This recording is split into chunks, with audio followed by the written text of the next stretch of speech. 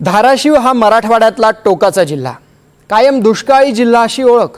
त्याच जिल्ह्यामध्ये गेले काही दिवस ढगफुटीसारखा पाऊस पडतोय। धाराशिवमध्ये सगळ्यात जास्त सोयाबीन पिकतं। शेकडो हेक्टरवरचं सोयाबीन पाण्याखाली गेलंय।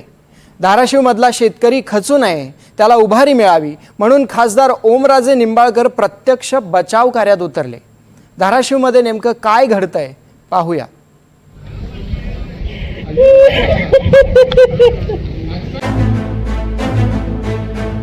धाराशिवमध्ये आभाळ फाटल्यासारखा पाऊस पडला आणि होत्याचं नव्हतं झालं।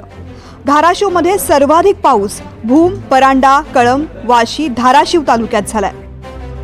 तर पुरात अडकलेल्यांच्या मदतीकरता खासदार ओमराजे निंबाळकर धावून आलेत। खासदारांनी स्वतःचा जीव धोक्यात घालून परांडा तालुक्यातल्या वडनेरमध्ये बचाव कार्य सुरू केलं। ओमराजे निंबाळकर आणि गावकऱ्यांनी मिळून अडकलेल्या चौघांच्या कुटुंबाला बाहेर काढलं। तब्बल 18 तास पुराच्या पाण्यात वेढलेल्या आजी, तिचा नातू आणि आणखी दोघांची सुटका करण्यात आली। मुसळधार पावसामुळे धाराशिव जिल्ह्यातल्या शेती शिवारांना अक्षरशः तलावाचं स्वरूप आलं होतं।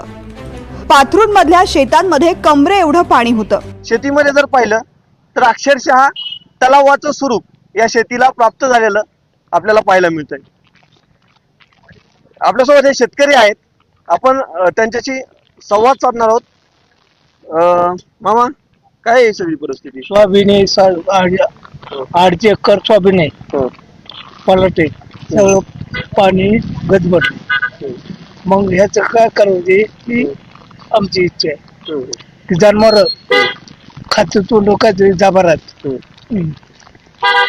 कधी आले सगळी ही परिस्थिती या वर्षी झाली। परांड्यातल्या शिरसाव गावामध्ये घराघरात पाणी शिरलंय। घरांमध्ये गुडघ्या एवढं पाणी भरलंय। घरातलं अन्नधान्य, साहित्य वाहून गेलंय। काय करायचं आता, काय इलाजच नाही। किती दिवस झालं पूर आहे हे? पूर हाय आता, काल तर लई मोठा महापूर होता, आज बी होता। पहिला होता, येत होता, पण हिथनं जात होता। थोडंफार मिरच्या भिजल्या, गहू भिजलं, ज्वारी भिजली, सगळं काहीच राहील नाही। 2 महिने झालं रानात काय सोयाबीन काढा येईना, उडीद गेलं आणि काय तुरी वंबाळून गेल्या आणि काय करायचंय आता। बघितलं की आता गहू, तांदूळ, ज्वारी इसूर भिजला, चटणी किती पाणी आहे घरामध्ये? कमरे इतकं पाणी आहे, 4 फूट त्यांचं वाहून गेलंय। त्यांना खायला काय सुद्धा राहिलं नाही। ज्वारी बिवारी त्यांचं सगळं वाहून गेलंय। कमरे इतकं पाणी घरात होतं। आम्ही बाया माणसं घरातलं नेली ते उचलून बाहेर 10-15 जणांना। मग ह्यांना काढलं, घराच्या कड्या लावलं, पण सगळं भिजलं, एकदम पाणी आलं। ती रडत होती, रडनाका म्हणून आपलं ह्यांचा तर जीव वाचवला आम्ही। धाराशिव जिल्ह्यात पावसानं अक्षरशः हायदोस घातल्याचं चित्र जे आहे ते सध्या पाहायला मिळतंय। धाराशिवच्या पाथरोड मधील एक लहान मुलांचं वसतिगृह आहे, आपुलकी त्याचं नाव आहे। हीच ती आपुलकी आहे जी प्रेम दर्शवते, माया दर्शवते। मात्र याच आपुलकीच्या वसतिगृहामध्ये अचानक पाणी शिरलं आणि येथील जे विद्यार्थी आहेत त्यांना इथून स्थलांतरित करावं लागलेलं आहे। हा जो पाऊस आहे तो अक्षरशः कहर बनत चाललेला आहे आणि यामुळं मोठ्या प्रमाणात कुठतरी सर्वच नागरिक असतील, विद्यार्थी असतील, ज्येष्ठ असतील, सर्वांनाच फटका जो आहे तो बसताना पाहायला मिळतो। शेतकऱ्यांना देखील मोठा फटका जो आहे तो या पावसानं बसलेला आहे। धाराशिव जिल्ह्यात आंबी गावातल्या घरांमध्ये पाणी शिरलंय। घरात चिखल झालाय। सगळा संसार उघड्यावर आलाय। आता आपण दुसरीकडे स्थलांतरित केलेलं आहे। उमेश दुरंदे यांच्या घरी सर्व विद्यार्थ्यांना आम्ही स्थलांतरित केलेलं आहे सर। 2 दिवसापासून। कधी झाला होता पाऊस? आता 2-3 दिवसापासून पाऊस चालू आहे। ह्या भागामध्ये खूप पाण्याचं प्रमाण वाढलं म्हणून स्थलांतरित केलं। हो, तसं म्हणायला गेलं तर असं 2-3 दिवसापासून भरपूर अशा प्रकारचं पाणी आहे। तर पाहू शकता त्या शेतात पण भरपूर पाणी आहे। त्या शेतामधलं जे पाणी आहे तर ते गावामध्ये घुसतंय आणि आपल्या ग्रामपंचायतचे सदस्य जे आहेत, सरपंच, ग्रामसेवक वगैरे, त्यांनी पण भरपूर अशा प्रकारचे सहाय्य केलेले आहे।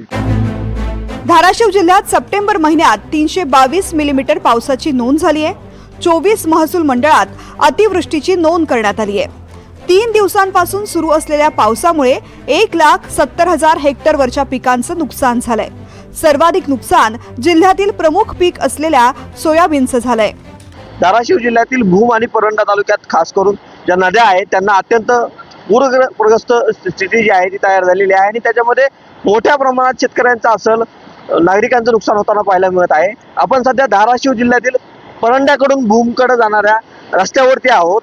समोर जर पाहिलं तर जयवंत नगर नावाचं इथे एक गाव आहे आणि त्या गावाचा संपर्क जो आहे तो या संपूर्ण रस्त्यावरून तुटलेला आहे. सगळा रस्ता जो आहे तो कुठेतरी बंद असलेला पाहायला मिळत आहे.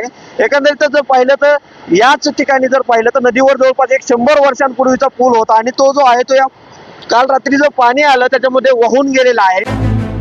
धाराशिव जिल्ह्याकडे एरवी पाठ फिरवणारा पाऊस यावेळी ढग फुटल्यासारखा बरसला. आंबी नदीला पूर आलाय, त्यामुळे अनेक गावांचा संपर्क तुटलाय. अनेक संसार आता नव्यानं वसवावे लागणार आहेत. घरातला चिखल काढून चूल नव्यानं पेटवण्याचं मोठं आव्हान धाराशिवकरांसमोर आहे.